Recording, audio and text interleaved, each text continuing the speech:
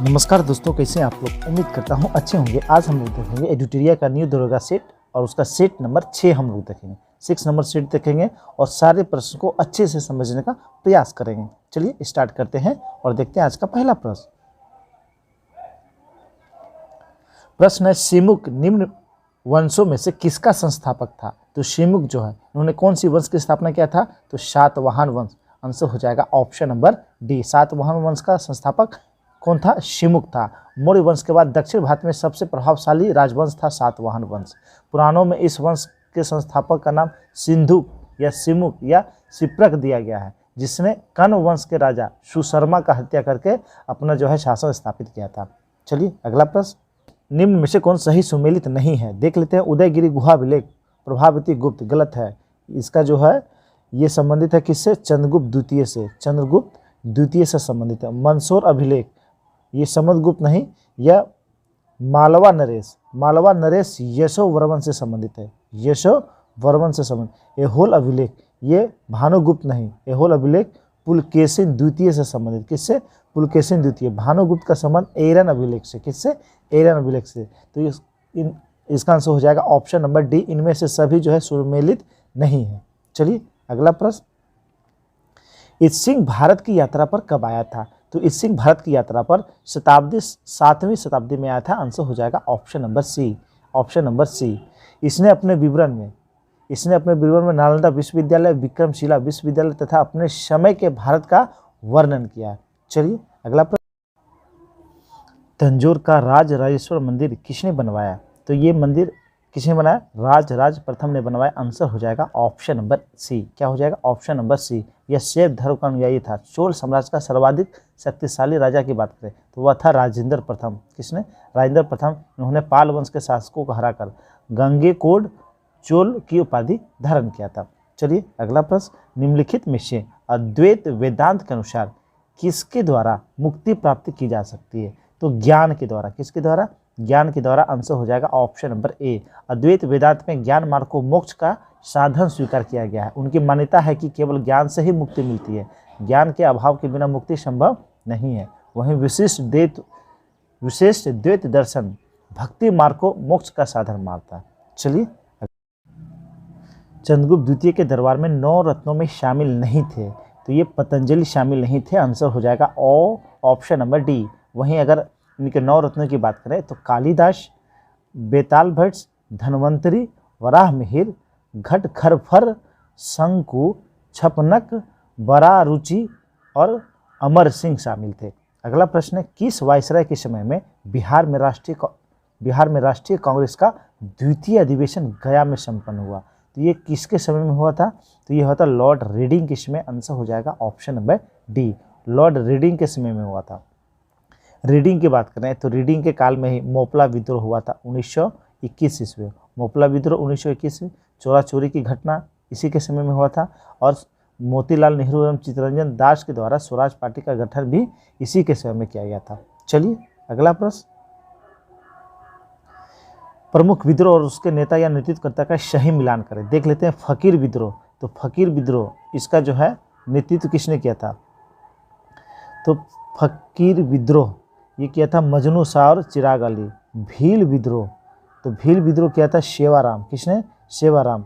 और चुआरो विद्रोह दुर्जन सिंह ये भी, और चेरो विद्रोह भूषण सिंह ये। तो आंसर हो जाएगा 1, 2, 3, 4 ऑप्शन नंबर ए। इसके अलावा पाइका विद्रोह, बक्सी जगबंधु, मोपला विद्रोह, अली मुसलियार, पावना विद्रोह ईशान चंद्र राय एवं शंभूपाल ने किया था। चलिए अगला प्रश्न देखते हैं। प्रश्न है, रैयतवाड़ी व्यवस्था के संबंध में निम्न में से कौन सा कथन सत्य है। इसे मद्रास एवं बंगाल प्रेसिडेंसी के कुछ हिस्सों में पेश किया गया था। बिल्कुल सही है।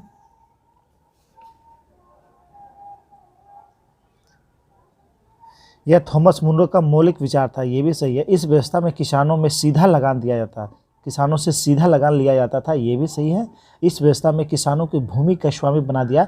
ये भी सही। यानी 1, 2, 3, 4 ये सारे सही है। आंसर हो जाएगा ऑप्शन नंबर डी। सबसे पहले रैयतवाड़ी व्यवस्था किसने लागू किया था, तो मद्रास के तत्कालीन गवर्नर थे थॉमस मुनरो। उन्होंने 1820 ईस्वी में इसे प्रारंभ किया था। यह भारत के कुल क्षेत्रफल पर लगभग 51% भूमि पर लागू किया गया था। चलिए अगला प्रश्न देखते हैं। लॉर्ड माउंटबेटन को भारत का वायसराय कब नियुक्त किया गया? तो लॉर्ड माउंटबेटन को भारत का वायसराय, तो इसका आंसर हो जाएगा इनमें से कोई नहीं, ऑप्शन नंबर डी। इन्हें जो है कब बनाया गया था? तो 1947 ईस्वी में बनाया गया था। 1947 ईस्वी में बनाया गया था।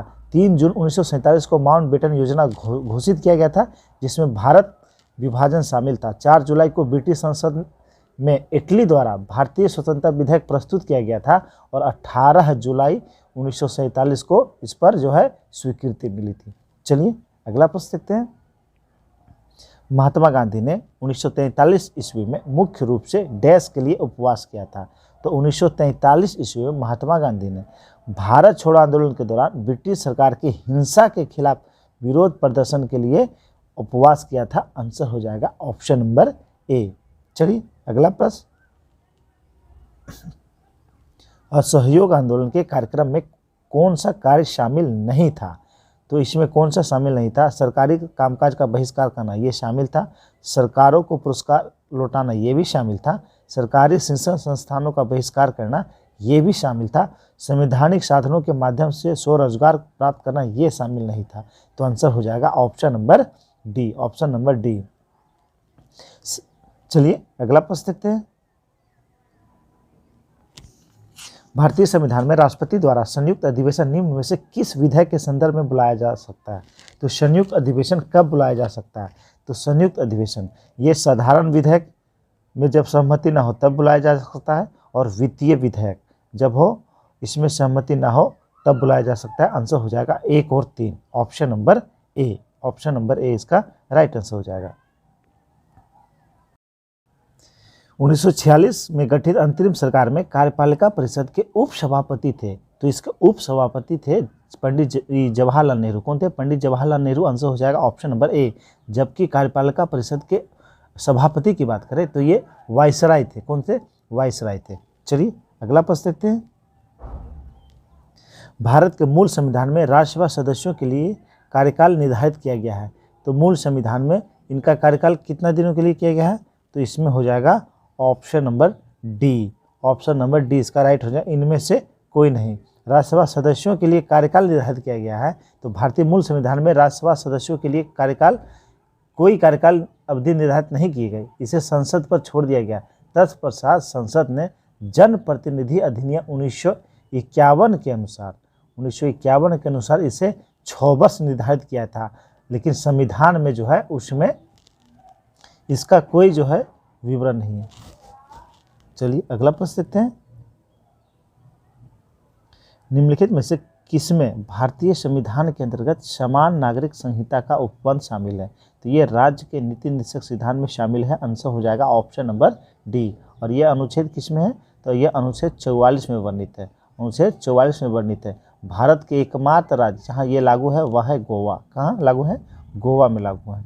वहीं बात करें राज्य के नीति निर्देशक तत्व, इसकी चर्चा भाग 4 में है, अनुच्छेद 36 से लेकर 51 तक। चलिए अगला प्रश्न देखते हैं। निम्नलिखित में से किस निकाय का भारतीय संविधान में उल्लेख नहीं है? तो भारतीय संविधान में उल्लेख किसका नहीं है? तो कैबिनेट का उल्लेख है, वित्त आयोग का उल्लेख है, अंतर्राज्यीय परिषद का उल्लेख है, क्षेत्रीय परिषद का उल्लेख नहीं है। आंसर हो जाएगा ऑप्शन नंबर सी। यह एक संवैधानिक निकाय नहीं है, वैधानिक निकाय है। कैसी निकाय है? वैधानिक निकाय है, क्योंकि इसे संसदीय कानून के तहत बनाया गया। वहीं बात करें 5 क्षेत्रीय परिषद, उत्तरी, दक्षिणी, पूर्वी, पश्चिमी और केंद्रीय क्षेत्रीय परिषद का गठन राज्य पुनर्गठन अधिनियम 1956 के तहत किया गया है। चलिए अगला प्रश्न देखते हैं। उच्च न्यायालय के मुख्य क्षेत्राधिकार निम्नलिखित में से कौन से नहीं है? तो उसका कौन सा क्षेत्राधिकार नहीं है? तो ये हो जाएगा परामर्शदायी क्षेत्राधिकार, option number D, option number D. इसमें कहा गया अनुच्छेद 143 में कहा गया है कि परामर्शदायी क्षेत्राधिकार सिर्फ उच्च न्यायालय यानी सिर्फ उच्च नहीं उच्चतम न्यायालय सुप्रीम कोर्ट के पास होगी, जबकि प्रारंभिक अपीलीय निरीक्षण ये जो है दोनों के पास है। किनके पास है? दोनों न्यायालय के, उच्च और उच्चतम दोनों के पास। चलिए अगला प्रश्न। निम्नलिखित में से किस राज्य में विधान परिषद नहीं है? तो विधान परिषद नहीं है, तो इस सारे ऑप्शन में तमिलनाडु के पास विधान परिषद नहीं है। आंसर हो जाएगा ऑप्शन नंबर डी। हम लोग जानते हैं वर्तमान में भारत के 6 राज्यों के पास विधान परिषद है, यूपी, आंध्र प्रदेश, आंध्र प्रदेश, महाराष्ट्र, बिहार, तेलंगाना और कर्नाटका। ये 6 राज्यों के पास विधान परिषद है। विधान परिषद का गठन या विघटन, इसकी चर्चा अनुच्छेद 169 में है। चलिए अगला प्रश्न देखते हैं। पंचायत चुनाव कराने का निर्णय किसके द्वारा लिया जाता है? तो पंचायत चुनाव कराने का निर्णय यह राज्य सरकार द्वारा लिया जाता है। आंसर हो जाएगा ऑप्शन नंबर सी। किसके द्वारा? राज्य सरकार के द्वारा लिया जाता है। और पंचायतों का चुनाव, इसकी चर्चा अनुच्छेद 243 का के, इसके तहत पंचायतों में चुनाव कराए जाते हैं। चलिए अगला प्रश्न। भारत के सर्वोच्च न्यायालय के कार्यवाहक मुख्य न्यायाधीश की नियुक्ति करता है। तो भारत के सर्वोच्च न्यायालय के कार्यवाहक मुख्य न्यायाधीश की नियुक्ति यह राष्ट्रपति करते हैं। आंसर हो जाएगा ऑप्शन नंबर सी। कौन करते हैं? राष्ट्रपति करते हैं। अनुच्छेद 126 के अनुसार सर्वोच्च न्यायालय के कार्यवाहक मुख्य न्यायाधीश की नियुक्ति राष्ट्रपति द्वारा की जाती है। ऐसा तब किया जाता है जब मुख्य न्यायाधीश का पद रिक्त हो और वह अपने कर्तव्य का निर्वहन करने में असमर्थ हो, तो इस स्थिति में कार्यवाहक मुख्य न्यायाधीश की नियुक्ति की जाती है। निम्नलिखित में से कौन सा संविधान संशोधन 8वीं अनुसूची के भाषा से संबंधित नहीं है? तो 8वीं अनुसूची में अब वर्तमान में 22 भाषा हैं।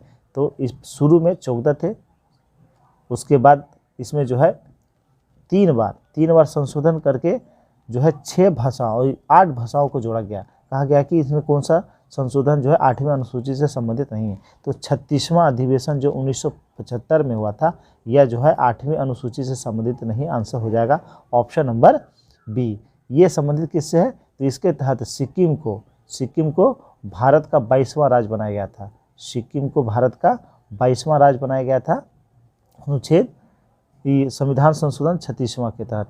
वहीं बात करें 21वां संविधान संशोधन 1967, इसके तहत हम लोग जानते हैं सिंधी को मिलाया गया था। किसको? सिंधी को। और उसके बाद 1992 में जो संविधान 71वां हुआ था, इसके तहत कोंकणी, मणिपुरी और नेपाली को जोड़ा गया था। और 2003 का 92वां संविधान संशोधन, इसके तहत 4 भाषा मैथिली, बोडो, संथाली और डोगरी को 8वीं अनुसूची में जोड़ा गया था।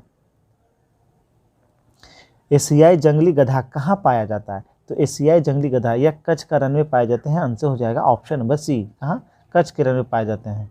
वहीं IUCN ने इन गधों को विलुप्त प्राणी की श्रेणी में रखा है। चलिए अगला प्रश्न। विश्व मौसम विज्ञान संगठन का मुख्यालय कहाँ स्थित है? तो विश्व मौसम विज्ञान संगठन, इसका मुख्यालय जेनेवा में स्थित है। कहाँ? जेनेवा में स्थित है, स्विट्जरलैंड के जेनेवा में। यह UNO की एक इकाई है और इसकी स्थापना 1950 ईस्वी में किया गया था। अगला प्रश्न है, किस वायु में सबसे कम तापांतर पाया जाता है? तो सबसे कम तापांतर ये सदाबहार वर्षा वन वायु में पाया जाता है। आंसर हो जाएगा ऑप्शन नंबर डी। चलिए अगला प्रश्न देखते हैं। और इस प्रकार के वन की बात करें तो ये कहाँ पाया जाता है? अमेजन बेसिन, कांगो बेसिन इत्यादि क्षेत्रों में यह पाए जाते हैं। ये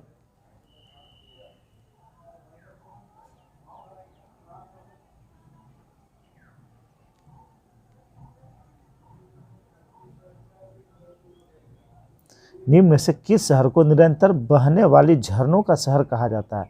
तो किस शहर को कहा जाता है? तो ये कहा जाता है क्वीटो को। आंसर हो जाएगा ऑप्शन नंबर बी। क्वीटो को निरंतर बहने वाले शहरों का झरनों का शहर कहा जाता है। जबकि वेनिस की बात करें तो इसे क्वीन ऑफ एड्रियाटिक कहा जाता है। वहीं क्यूबा की बात करें तो यह एंटीलीज का मोती कहा जाता है। और वहीं शिकागो की बात करें तो हवा वाला शहर या गोल्डन सिटी कहा जाता है शिकागो को। अगला प्रश्न, गोल्फ की गेंद का वजन कितना होता है? तो गोल्फ का गेंद का वजन होता है 45.94 ग्राम। आंसर हो जाएगा ऑप्शन नंबर ए। आधुनिक गोल्फ खेल का शुरुआत स्कॉटलैंड में हुआ और इसका वजन कितना होता है? 45.94 ग्राम। चलिए अगला प्रश्न देखते हैं। वाचस्पति पुरस्कार किस क्षेत्र में दिया जाता है? तो ये किस क्षेत्र में दिया जाता है? तो ये संस्कृत साहित्य के क्षेत्र में दिया जाता है। आंसर हो जाएगा ऑप्शन नंबर बी। वाचस्पति पुरस्कार के बिरला फाउंडेशन के द्वारा साहित्य के क्षेत्र में केवल संस्कृत के किसी लेखक को उनके विशिष्ट योगदान के लिए दिया जाता है। और इसकी शुरुआत हुआ था कब? 1992 ईस्वी में। 1992 ईस्वी में। अगला प्रश्न, निम्न में से किस व्यक्ति को गुरु जी के उपनाम से जाना जाता है? तो गुरु जी के उपनाम से जाना जाता है किन्हें? तो ये जाना जाता है MS गोवलकर। आंसर हो जाएगा ऑप्शन नंबर बी। वहीं बात करें रविन्द्रनाथ टैगोर, तो ध्यान रखिएगा शब्द पर, गुरु जी इन्हें कहा जाता है, गुरुदेव कहा जाता है टैगोर जी को। टैगोर जी का उपनाम गुरुदेव है। क्या है? गुरुदेव है। वहीं मदन मोहन मालवीय के महामना और चक्रवर्ती राजगोपालचारी, इनका नाम है राजा जी, इनका उपनाम है राजा जी, ध्यान रखेंगे। चलिए अगला प्रश्न देखते हैं। लीम और नूरालीम किस राज्य का प्रमुख लोक नृत्य है? तो ये दोनों नागालैंड का प्रमुख लोक नृत्य है। आंसर हो जाएगा ऑप्शन नंबर डी, इनका नागालैंड का। वहीं मेघालय की बात करें तो लाहो और बांग्ला, यह मेघालय का लोक नृत्य है। गुजरात की बात करें तो गरबा और डांडिया, और वहीं राजस्थान की बात करें तो झूमर और गणगौर, यह राजस्थान का लोक नृत्य। अगला प्रश्न है, केंद्रीय खनन अनुसंधान संस्थान कहाँ स्थित है? तो ये स्थित है धनबाद में, झारखंड के धनबाद में स्थित है। आंसर हो जाएगा ऑप्शन नंबर सी। वहीं रांची की बात करें तो भारतीय लाह अनुसंधान संस्थान रांची में स्थित है। जबकि बात करें जादूगोड़ा, तो यह यूरेनियम की खानों के लिए प्रसिद्ध है। अच्छा, प्लाज्मा अनुसंधान संस्थान यह गांधीनगर, गुजरात के गांधीनगर में स्थित है। और राष्ट्रीय समुद्री विज्ञान संस्थान यह गोवा में है। कहाँ? गोवा में। चलिए अगला प्रश्न देखते हैं। प्रश्न है, भारतीय औद्योगिक विकास बैंक IDBI की स्थापना कब हुई थी? तो IDBI की स्थापना 1964 ईस्वी में किया गया। आंसर हो जाएगा ऑप्शन नंबर सी, 1964 में किया गया। इसका कार्य है औद्योगिक उद्देश्यों के सभी स्तरों का वित्त पोषण, आधारभूत उद्योग को प्रोत्साहन देना। वहीं अक्टूबर 2004 में इसे वाणिज्यिक बैंक के रूप में अनुसूचित कर दिया गया है। अगला प्रश्न है, मेघालय के नए राज्यपाल कौन बनाए गए हैं? तो मेघालय के नए राज्यपाल P चौहान बनाए गए हैं। आंसर हो जाएगा ऑप्शन नंबर बी। कौन बनाए गए हैं? P चौहान बनाए गए हैं। जबकि सिक्किम का राज्यपाल बनाए गए हैं लक्ष्मण आचार्य। यह कहाँ के राज्यपाल बनाए गए हैं? सिक्किम के राज्यपाल बनाए गए हैं। वहीं झारखंड का अगर नए राज्यपाल पूछा जाए तो झारखंड के नए राज्यपाल बने हैं CP राधाकृष्णन। ये झारखंड के नए राज्यपाल बनाए गए हैं। चलिए अगला प्रश्न देखते हैं। शेली ऐप किस राज्य सरकार द्वारा जारी किया गया है? तो शेली ऐप यह जारी किया गया है केरल सरकार द्वारा। आंसर हो जाएगा ऑप्शन नंबर डी, केरल सरकार द्वारा। इस ऐप को जारी करने का उद्देश्य राज्य के लोगों की जीवन शैली। दस्तलिक 4 युद्धाभ्यास 2023 का आयोजन कहाँ किया गया है? तो इसका आयोजन किया गया है उत्तराखंड में। कहाँ किया गया? उत्तराखंड के पिथौरागढ़ में किया गया है। वहीं बात करें तो ये जो है भारत और उज्बेकिस्तान के बीच संपन्न होती है। अगला प्रश्न, जल संरक्षण पर पहला अखिल भारतीय शिखर सम्मेलन का आयोजन नई दिल्ली में किया गया। इसका विषय थीम क्या था? तो इसका विषय थीम था वाटर विजन @2047। आंसर हो जाएगा option number A. Option number A इसका राइट आंसर हो जाएगा। इसका आयोजन जो है 5 जनवरी 2023 को किया गया। इसका विजन यही था। अर्जुन अवार्ड 2022 से सम्मानित श्री अमित का संबंध किस खेल से है? तो श्री अमित इनका संबंध बॉक्सिंग से है। आंसर हो जाएगा ऑप्शन नंबर ए, किनसे? बॉक्सिंग से है। वहीं 2022 में कुल 25 खिलाड़ियों को अर्जुन पुरस्कार के लिए सम्मानित किया गया है। अर्जुन पुरस्कार के तहत खिलाड़ियों को 15 लाख रुपए नगद राशि दिए जाते हैं। चलिए अगला प्रश्न, राजा राम मोहन राय पुरस्कार 2023 से किसे सम्मानित किया गया है? ये किसे सम्मानित किया गया? BK प्रसाद को सम्मानित किया गया है। आंसर हो जाएगा ऑप्शन नंबर बी, BK प्रसाद को सम्मानित किया गया है। जबकि मातृभूमि book of the year award 2023 से सम्मानित किया गया है पेगी मोहन को। किसे? पेगी मोहन को। चलिए अगला प्रश्न, राष्ट्रमंडल खेल 2022 में सबसे कम उम्र के एथलीट कौन थे? तो राष्ट्रमंडल खेल 2022 इसके सबसे कम उम्र के खिलाड़ी थे अनाहत सिंह। आंसर हो जाएगा ऑप्शन नंबर ए। कौन थे? अनाहत सिंह थे। और ये जो है कौन से खेल खेलते हैं? स्क्वैश खेलते हैं। क्या? स्क्वैश खेलते हैं। और यह जो है राष्ट्रमंडल खेल 2022 इसका आयोजन कहाँ किया गया था? तो इंग्लैंड के बर्मिंघम में किया गया था। ये स्क्वैश खिलाड़ी हैं। अगला प्रश्न है, किस खिलाड़ी के नाम पर रायबरेली स्थित हॉकी स्टेडियम का नाम रखा गया है? तो ये रखा गया है रानी रामपाल के नाम पे। आंसर हो जाएगा ऑप्शन नंबर सी, रानी रामपाल के नाम पे। वर्तमान में ये भारतीय हॉकी महिला खिलाड़ी की कैप्टन है।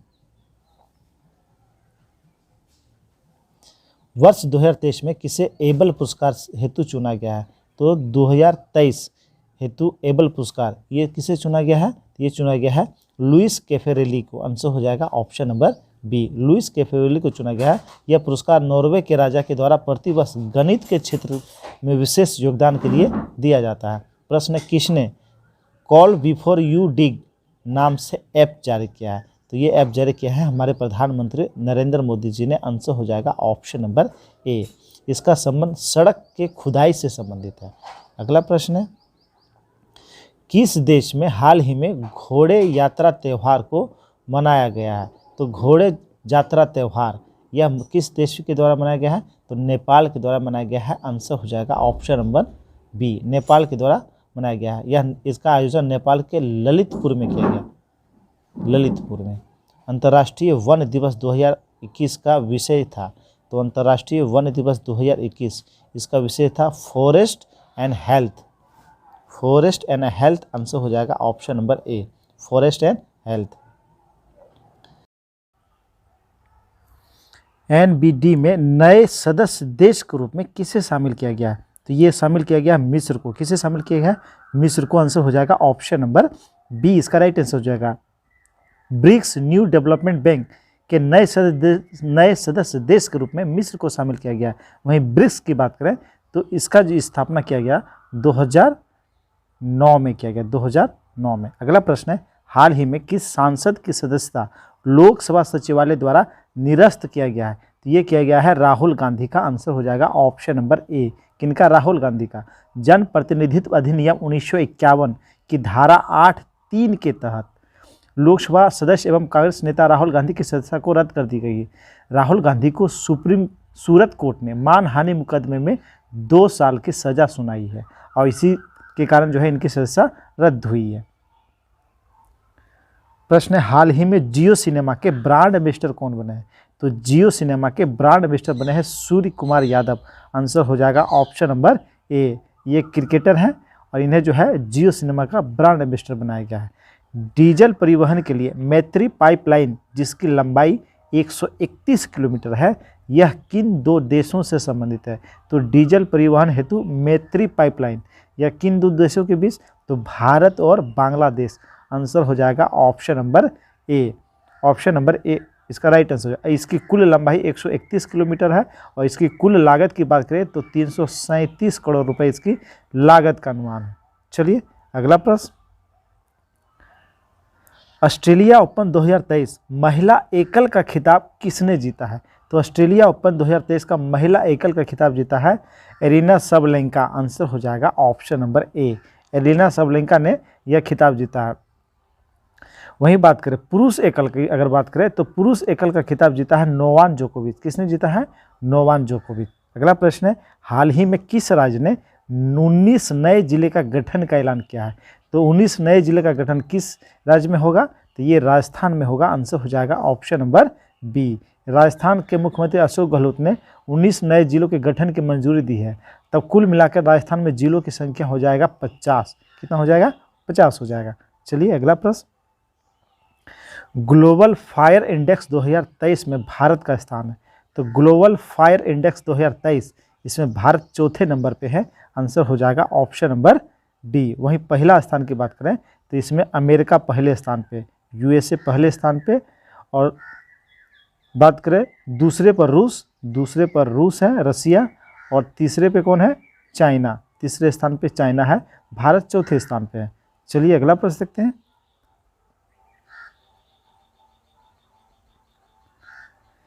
एक देश एक उर्वरक योजना को किसके द्वारा लॉन्च किया गया है? तो एक देश एक उर्वरक योजना ये किसके द्वारा लॉन्च किया गया? तो हमारे प्रधानमंत्री नरेंद्र मोदी जी के द्वारा। आंसर हो जाएगा ऑप्शन नंबर ए।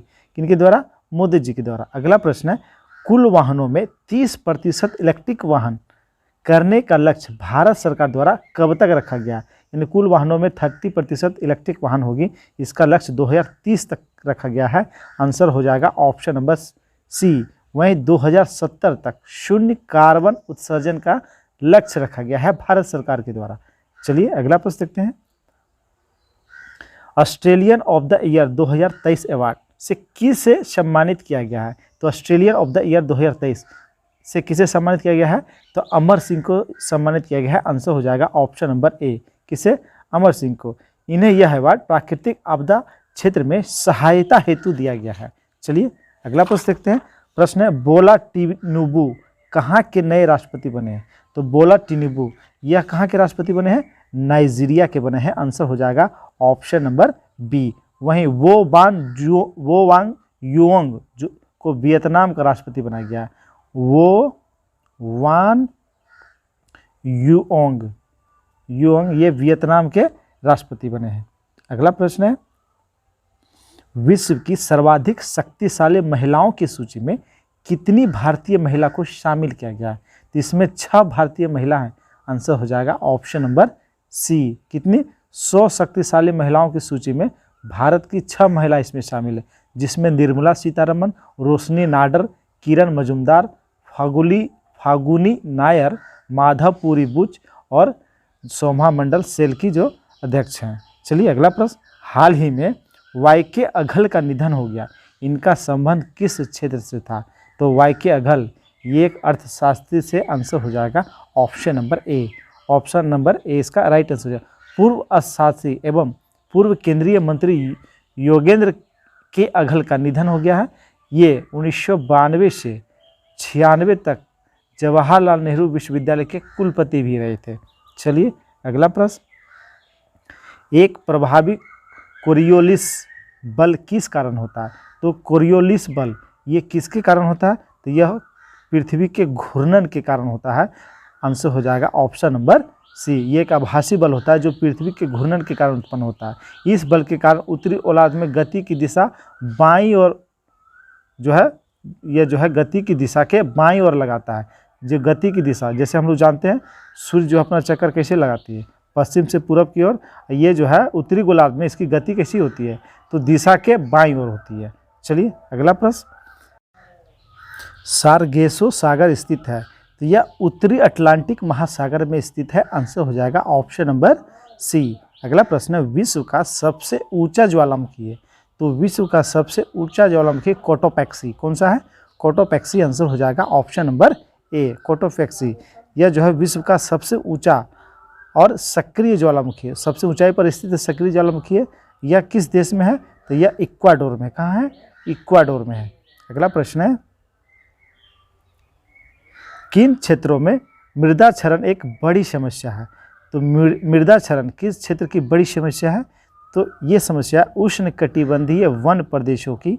आंसर हो जाएगा option number C. Option number सी।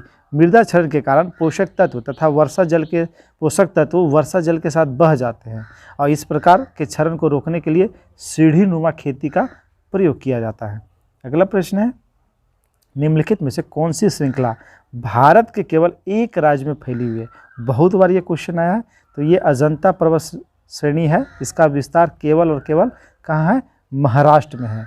महाराष्ट्र के उत्तर मध्य में यह स्थित है। चलिए देखते हैं अगला प्रश्न, निम्नलिखित में से कौन सा ब्रह्मपुत्र की सहायक नदी नहीं है?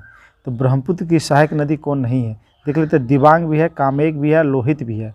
तो इसमें आंसर हो जाएगा कोई नहीं। ये तीनों नदियां जो है ब्रह्मपुत्र की सहायक नदी है। ब्रह्मपुत्र का उद्गम तिब्बत के मानसरोवर से होता है और इसकी कुल लंबाई की बात करें तो 2918 किलोमीटर है। 2918 किलोमीटर है। चलिए देखते हैं अगला प्रश्न, इंदिरा गांधी नहर का उद्गम स्थल है। इंदिरा गांधी नहर का उद्गम स्थल है हरिके बैराज। आंसर हो जाएगा option number C. Harike barrage से इसका उद्गम होता है। यह बैराज सतलज तथा व्यास नदी के तट पर स्थित है। इंदिरा गांधी नहर जो भारत की सबसे बड़ी नहर प्रणाली है। प्रश्न है भारत में सर्वाधिक क्षेत्रफल में किस प्रकार की मिट्टी का विस्तार है? तो सर्वाधिक क्षेत्रफल में जलोढ़ मिट्टी का विस्तार है। आंसर हो जाएगा ऑप्शन नंबर सी। भारत के कुल भूभाग का 45% जो है भूभाग पर जलोढ़ मिट्टी का विस्तार पाया जाता है। इस मिट्टी में पोटास, चूना, पत्थर की जो है मात्रा अधिक होती है। अगला प्रश्न है निम्नलिखित में से ऑक्जेलिक एसिड का प्राकृतिक स्रोत क्या है? तो ऑक्जेलिक एसिड ये जो है टमाटर में पाए जाते हैं। आंसर हो जाएगा ऑप्शन नंबर ए, टमाटर में पाए जाते हैं। इमली की बात करें तो इसमें टर्टरिक एसिड पाए जाते हैं। वहीं चींटी के डंक में मेथेनोइक अम्ल पाए जाते हैं। कौन सा? मेथेनोइक अम्ल। अगला प्रश्न है लुई पास्चर को किस स्रोत के लिए जाना जाता है? तो लुई पास्चर को रेबीज के टीका की खोज के लिए जाना जाता है। आंसर हो जाएगा ऑप्शन नंबर डी। रेबीज का टीके की खोज और दूध पाइस्टोरेशन की खोज किया था लुई पास्चर ने, जबकि चेचक के टीके का खोज ये किसने किया था, तो एडवर्ड जेनर ने किया था। और पोलियो वैक्सीन की खोज जॉन सॉल्क ने किया था। किसने, जॉन ई सॉल्क ने किया था पोलियो की टीके की खोज। अगला प्रश्न, पौधों में ऊर्जा का अंतिम स्रोत क्या है, तो सूर्य का प्रकाश। पौधों में ऊर्जा का अंतिम स्रोत है सूर्य का प्रकाश। सूर्य सभी जीवों के लिए भी ऊर्जा का अंतिम स्रोत है। अगला प्रश्न है, निम्नलिखित में से किस पौधे में पादपकाय के एक हिस्से से दूसरे हिस्से में जल एवं अन्य पदार्थों के संवहन हेतु विशिष्ट उत्तक मौजूद होते हैं, तो ये किस में मौजूद होते हैं, मार्सिलिया में। आंसर हो जाएगा ऑप्शन नंबर डी। मार्सिलिया में विशेष प्रकार का उत्तक मौजूद होता है इसके परिवहन के लिए। वहीं बात करें, यह एक जलीय फंड परिवार का सदस्य है। फंड परिवार के सदस्यों की पत्तियां 3 भागों में विभक्त हो जाती है। ऐसे पौधे अक्सर तालाबों या नालों के किनारे कीचड़ के घने गुच्छों में रहते हैं। अगला प्रश्न है, चेचक यानी स्मॉल फॉक्स किस वायरस के कारण होता है, तो चेचक या स्मॉल फॉक्स की बात करें तो यह वेरिसेला वायरस के कारण होता है। आंसर हो जाएगा ऑप्शन नंबर ए, वेरिसेला। और ये एक वायरस जनित रोग है, वहीं यह जो है वेरिसेला वायरस के कारण होता है। इसमें जो है तेज बुखार, पीड़ा, जलन, बेचैनी और संपूर्ण शरीर पर लाल दाने निकल जाते हैं। इसका संचरण सीधे वायु द्वारा या छींक के द्वारा अथवा खांसी के द्वारा होता है। प्रश्न, अंडे को अंडाशय से गर्भाशय तक किसके द्वारा ले जाया जाता है, तो अंडे को अंडाशय से गर्भाशय तक अंडवाहिका यानी फ्लोबियन ट्यूब के द्वारा ले जाया जाता है। आंसर हो जाएगा ऑप्शन नंबर ए। अंडवाहिका मादा जनन अंग का भाग या मादा जनन अंग का भाग होता है जो गर्भाशय के दोनों सिरों पर स्थित होता है। ये अंडाणुओं का वहन करते हैं, अर्थात अंडाणुओं को जो है गर्भाशय तक पहुंचाने का यह मार्ग होता है। चलिए, और निषेचन की क्रिया इसी में होती है, अंडवाहिका में ही निषेचन की क्रिया होती है। अस्थि कोशिकाएं एक हार्ड मैट्रिक्स में अंतः स्थापित होती है, जो निम्न में से किसका बना होता है, तो ये किसका बना होता है, तो ये जो बना होता है कैल्शियम और फास्फोरस का बना होता है। आंसर हो जाएगा ऑप्शन नंबर बी, कैल्शियम और फास्फोरस का बना होता है। समस्त जीवों का शरीर कोशिकाओं का बना होता है, जो जीवित कोशिकाएं की हड्डियों में पाए जाते हैं और इन्हें अस्थि कोशिकाएं कहते हैं। और ये बना होता है कैल्शियम और फास्फोरस से। अगला प्रश्न है, निम्नलिखित में से कौन सा अंग मनुष्य के उत्सर्जन तंत्र का भाग नहीं है, तो उत्सर्जन तंत्र का भाग कौन सा नहीं, गुर्दा है, गर्भाशय ये नहीं है। आंसर हो जाएगा ऑप्शन नंबर बी, मूत्रवाहिनी और मूत्रमार्ग, ये जो है ये सारे तीनों उत्सर्जन तंत्र के भाग हैं। यह जो है प्रजनन तंत्र से संबंधित है, गर्भाशय प्रजनन से संबंधित है। चलिए देखते हैं अगला प्रश्न, मानव शरीर की सबसे बड़ी धमनी कौन सी है, तो मानव शरीर की सबसे बड़ी धमनी है महाधमनी। कौन सी, महाधमनी। आंसर हो जाएगा ऑप्शन नंबर ए, महाधमनी मानव शरीर की सबसे बड़ी तथा मुख्य ध्वनि है, जो हृदय के बाएं नीले से आरंभ होती है, जिसमें से ऑक्सीजन युक्त रक्त यानी ब्लड सारे शरीर के ऊतकों में ऑक्सीजन का संचरण करता है। यह धमनी दैहिक तथा फुफ्फुसीय रक्त परिवहन करती है, दैहिक कोशिकाओं और शिरा तंत्रों से होती हुई पुनः हृदय के दाहिने अलिंद में वापस हो जाती है। अगला प्रश्न है, विश्व विज्ञान की वह शाखा कौन सी है जिसका उद्देश्य मानव जनसंख्या आनुवांशिक गुणवत्ता में सुधार करना है, तो वह क्या है, तो यूजेनिक्स। आंसर हो जाएगा ऑप्शन नंबर सी, विश्वास और प्रथाओं का एक संग्रह जिसका उद्देश्य मानव आबादी की आनुवांशिक गुणवत्ता में सुधार लाना होता है। यह आनुवांशिक के क्षेत्र में यूजेनिक्स कहलाता है, अंग्रेजी में यूजेनिक्स कहलाता है। चलिए अगला प्रश्न देखते हैं,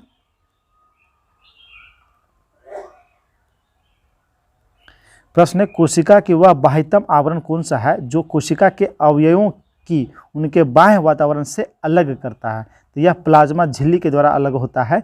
आंसर हो जाएगा ऑप्शन नंबर डी, प्लाज्मा झिल्ली। वहीं बात करें प्लाज्मा झिल्ली, यह जीवित एवं अर्ध पराग्य में होती है तथा भिन्न भिन्न प्रकार के अणुओं को बाहर निकलने और अंदर आने में नियंत्रण रखती है। निम्नलिखित में से क्या समानता है, कार्बन, सिलिकॉन, बोरॉन और आर्सेनिक तो ये सभी हम लोग जानते हैं धातु हैं, तो आंसर हो जाएगा ये सभी गैर धातु है, ऑप्शन नंबर बी। वहीं अधातु की बात करें तो ये समानता भंगुर होते हैं, चमकहीन होते हैं, विद्युत और ऊष्मा के कुशालक होते हैं। अगला प्रश्न है, गर्म करने पर कैल्शियम कार्बोनेट का कैल्शियम ऑक्साइड और कार्बन डाइऑक्साइड में अपघटन निम्नलिखित में से किस अभिक्रिया का उदाहरण है? तो ये किस अभिक्रिया का उदाहरण है? तापीय अपघटन अभिक्रिया का उदाहरण है। आंसर हो जाएगा option number B. Option number B, तापीय अपघटन अभिक्रिया में जब किसी पदार्थ को गर्म किया जाता है तो यह दो या दो से अधिक पदार्थों में टूट जाता है। फिनैप्थलीन को सिरके में डालने पर घोल का रंग हो जाता है, तो घोल का रंग रंगहीन हो जाता है। आंसर हो जाएगा ऑप्शन नंबर डी। आम्ल में जब फिनैप्थलीन मिलाते हैं तो उसका रंग कैसा हो जाता है? रंगहीन हो जाता है। सिरका एक अम्ल है और जिसमें यह फिनानेप्थलीन मिलाने पर इस पर कोई प्रभाव नहीं पड़ता है, जिससे वह रंगहीन ही रहता है। चलिए अगला प्रश्न, निम्नलिखित में से कौन सा संतृप्त हाइड्रोकार्बन है? तो मीथेन। मीथेन क्या है? संतृप्त हाइड्रोकार्बन है। तो आंसर हो जाएगा option number A. Way hydrocarbon जिसमें कार्बन परमाणु के मध्य केवल एक बंधन होता है संतृप्त हाइड्रोकार्बन कहलाता है। तो CH4, C2H6 और प्रोपेन, ये हो गया इथेन, और प्रोपेन C3H8, ये सारे संतृप्त हाइड्रोकार्बन के उदाहरण हैं। सोने को तांबे के साथ किस लिए मिश्रित किया जाता है? यानी सोने को तांबे के साथ क्यों मिलाया जाता है? तो सोने की कठोरता बनाने के लिए। आंसर हो जाएगा ऑप्शन नंबर डी। सोने की कठोरता बनाने के लिए उसमें तांबा मिलाया जाता है। हम लोग जानते हैं सोना एक बहुत मुलायम तन्य, आघात वर्धनीय और पीली चमकदार ऊष्मा और विद्युत का कुचालक धातु है, और इसे जो है कठोर बनाने के लिए इसमें तांबे मिलाए जाते हैं। अगला प्रश्न है, निम्नलिखित में से कौन सी धातु उभयधर्मी ऑक्साइड बनाता है? तो कौन सा धातु उभयधर्मी ऑक्साइड बनाता है? तो ये है जिंक। आंसर हो जाएगा ऑप्शन नंबर ए। जिंक एक रासायनिक तत्व है जो संक्रमण धातु समूह का एक सदस्य है। यह धातु उभयधर्मी ऑक्साइड बनाती है। अतः उभयधर्मी ऑक्साइड आम्ल तथा क्षार दोनों के साथ अभिक्रिया करता है। जैसे इसी का अगर अभिक्रिया कराए ZNO, इसको HCl के साथ अभिक्रिया कराए तो ZnCl2 और जल का निर्माण होगा। वहीं क्षार के साथ बात करें, ZNO को जब NaOH से हम लोग अभिक्रिया कराते हैं तो इसमें ZNO2 इसका निर्माण होता है और जल का, तो ये दोनों के साथ अभिक्रिया करते हैं। अगला प्रश्न है, जल शोधन के लिए निम्नलिखित में से किसका प्रयोग किया जाता है? तो जल शोधन के लिए एलम का प्रयोग किया जाता है। आंसर हो जाएगा ऑप्शन नंबर बी, एलम, जिसे हम लोग फिटकरी के नाम से जानते हैं। फिटकरी के नाम से जानते हैं। अगर इसका सूत्र की बात पूछा जाए तो K2SO4.AL2SO4(3)24H2O, ये जो है पोटेशियम एल्युमिनियम सल्फेट इसे कहा जाता है। इसका फुल फॉर्म है। इसका उपयोग रक्त प्रवाह को रोकने, कागज तथा चमड़ा उद्योग और जल शोधन के रूप में किया जाता है। अगला प्रश्न है, डाल्टन का सिद्धांत निम्न में से किस नियम पर आधारित था? तो यह रासायनिक संयोजन के नियम पर आधारित था। आंसर हो जाएगा ऑप्शन नंबर ए। सभी द्रव, इसका कहना था, सभी द्रव चाहे तत्व, यौगिक या मिश्रण हो, सूक्ष्म कणों से मिलकर बने होते हैं, जिसे परमाणु कहा जाता है। डाल्टन परमाणु सिद्धांत के अनुसार पदार्थ का अविभाज्य कण होता है। परमाणु जो है वह पदार्थ का क्या होता है? अविभाज्य कण होता है। वहीं रासायनिक संयोजन के मुख्य रूप से दो नियम होते हैं, द्रव्यमान संरक्षण नियम और निश्चित अनुपात नियम। चलिए अगला प्रश्न देखते हैं, निम्नलिखित में से कौन सी विशेषता एक आदर्श ट्रांसफार्मर में होता है? तो आदर्श ट्रांसफार्मर में कुंडलनों में प्रतिरोध नहीं होता, बिल्कुल ये उसका आदर्श विशेषता है। क्रोड में किसी प्रकार की हानि नहीं होती है, ये भी सही है। क्रोड में अनंत पारगम्यता यानी चुंबकशीलता होती है, ये भी सही है। यानी ये सारे गुण होते हैं एक आदर्श ट्रांसफार्मर में। तो आंसर हो जाएगा ऑप्शन नंबर डी। चलिए अगला प्रश्न देखते हैं। प्रश्न, एक कंडक्टर का प्रतिरोध किसके व्युत्क्रमानुपाती होता है? तो एक कंडक्टर का प्रतिरोध यह अनुप्रस्थ भाग का क्षेत्रफल का व्युत्क्रमानुपाती होता है। आंसर हो जाएगा ऑप्शन नंबर सी। विद्युत प्रतिरोध किसी पदार्थ का वह गुण होता है जिसके कारण वह पदार्थ में धारा के प्रवाह में अवरोध उत्पन्न करता है, यानी बाधा उत्पन्न करता है। किसी चालक का प्रतिरोध उसकी लंबाई के अनुक्रमानुपाती तथा उसके अनुप्रस्थ काट के क्षेत्रफल का व्युत्क्रमानुपाती होता है। तो R बराबर क्या हो जाएगा? विशिष्ट प्रतिरोध नियतांक यह है A1/A, ये इसका सूत्र होता है। चलिए अगला प्रश्न देखते हैं। जी के मान की एसआई इकाई वही है जो डैश की इकाई होती है। तो जी का इकाई वही होता है जो त्वरण, गुरुत्वीय त्वरण का इकाई होता है। तो आंसर हो जाएगा option number D. Option number D. गुरुत्वीय त्वरण जी और त्वरण का एसआई यूनिट एक ही होता है। इसका एसआई यूनिट होता क्या है? मीटर पर सेकेंड स्क्वायर। मीटर पर सेकेंड स्क्वायर। हम लोग जानते हैं गुरुत्वीय त्वरण का संख्यात्मक मान 9.8 मीटर पर सेकेंड स्क्वायर होता है। अगला प्रश्न है, हवा की गति को मापने के लिए निम्नलिखित में से किस उपकरण का उपयोग किया जाता है? तो हवा की गति मापते हैं हम लोग किससे? एनीमोमीटर से। आंसर हो जाएगा ऑप्शन नंबर बी, एनीमोमीटर से नापते हैं। चलिए अगला प्रश्न देखते हैं।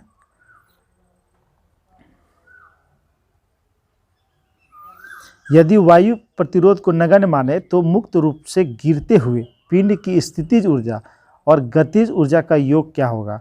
तो स्थितिज ऊर्जा और गति ऊर्जा का योग स्थिर रहेगा। आंसर हो जाएगा ऑप्शन नंबर सी। स्वतंत्र रूप से गिरते हुए किसी पिंड की स्थितिज ऊर्जा धीरे धीरे घटती है। यह ऊर्जा संरक्षण के नियम के अनुसार ही कार्य करता है, क्योंकि जब वस्तु स्वतंत्र रूप से नीचे गिरती है तो उसकी स्थितिज ऊर्जा का रूपांतर गतिज ऊर्जा में हो जाता है। किसी भी बिंदु पर गतिज ऊर्जा और स्थितिज ऊर्जा का योग हमेशा क्या होगा? समान होगा, यानी फिक्स रहेगा, स्थिर रहेगा। अगला प्रश्न है, निम्नलिखित में से कौन सी ऊर्जा ऊंचाई के साथ बढ़ता या घटता है? तो कौन सी ऊर्जा ऊंचाई के साथ घटेगा या बढ़ेगा? तो स्थितिज ऊर्जा जो है वह ऊंचाई के साथ घटेगा या बढ़ेगा। तो आंसर हो जाएगा option number C. Option number सी।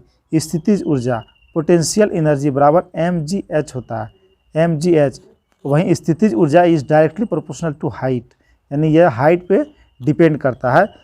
ये ऊंचाई के साथ बढ़ने पर ऊर्जा बढ़ेगी और ऊंचाई के घटने से ऊर्जा क्या होगा? कम होगा। चलिए अगला प्रश्न देखते हैं। डेयरी के प्रयोग में किए जाने वाले दूध से क्रीम को अलग करने की प्रक्रिया क्या कहलाता है? तो अपकेंद्रीकरण कहलाता है। आंसर हो जाएगा option number A. Option number A.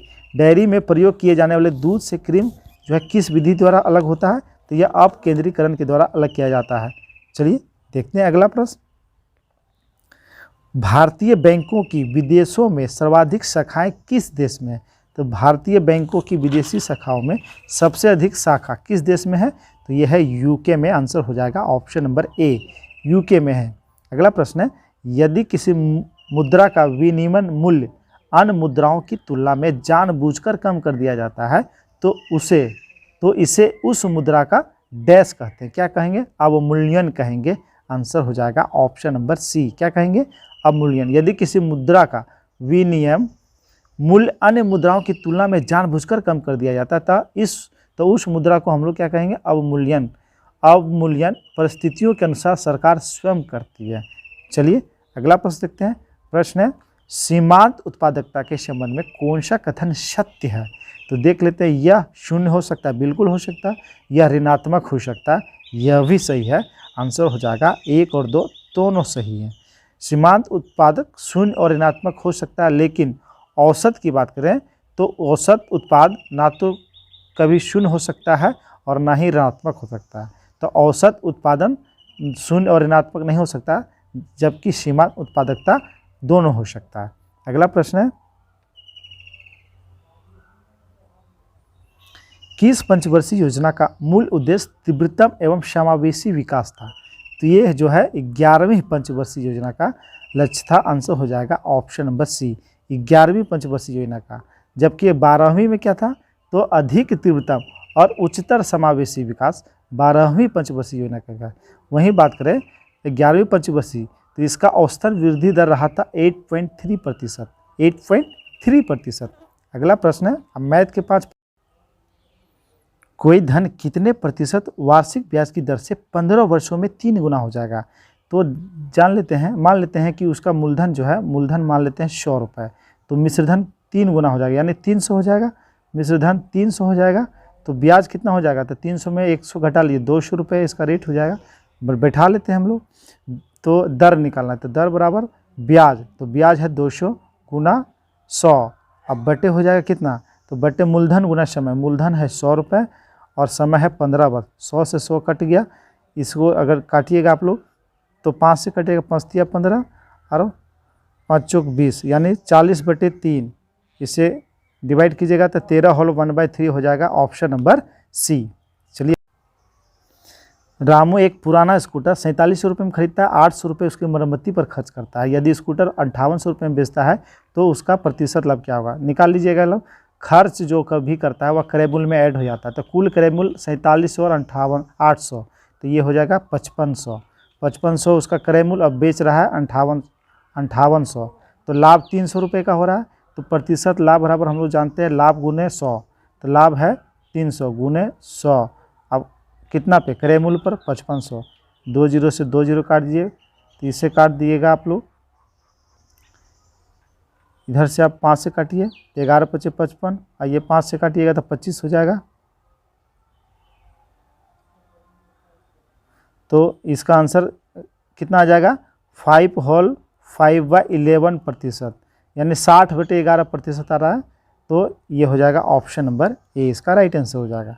अगला प्रश्न है, एक बस कोई यात्रा 5 घंटे में पूरी करता है, वह यात्रा का 2/3 भाग 40 किलोमीटर प्रति घंटा की चाल से, और शेष जो भाग है वह 60 किलोमीटर प्रति घंटा की चाल से करता है, तो यात्रा की कुल लंबाई मान लेते हैं, कुल लंबाई 3x। 3 क्यों माने? क्योंकि तिहाई में दिया हुआ, मान लेते हैं 3x किलोमीटर है।